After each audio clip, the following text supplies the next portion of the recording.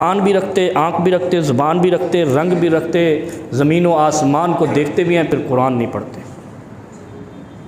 तवक्को क्या रखते हैं? अल्लाह माफ़ करेगा, ये नहीं वेला है रब, तू कुछ भी ना करे और अल्लाह माफ़ करे। तू कुछ भी ना कर, तेन बाप भी घरों काट देगा।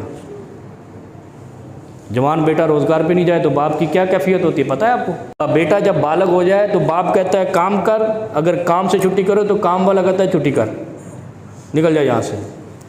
फिर क्या होते हैं? धक्के। आज हम धक्के खा रहे हैं। क्यों धक्के खा रहे हैं? हम कुरान की तरफ नहीं पलटे। अपने आप को देखो, अपने आप से ख़यानत ना करो। यख्तानूना अनफुसहुम। अब समझ आई अपने आप से ख़यानत क्या है? हमारी ड्यूटी थी कुरान पढ़ना, उसको समझना। हमने कहा इनको रट्टा लगाओ भाई, और सुबह सुबह बैठ जाओ बग़ैर तर्जमे के तेज़ी तेज़ी से 4 सफ़े पढ़ के मैं रोज़ तिलावत करता हूँ। न तुझे फ़ायदा होता है, न तेरे सुनने वाले को, न तुझे बताने वाले को फ़ायदा।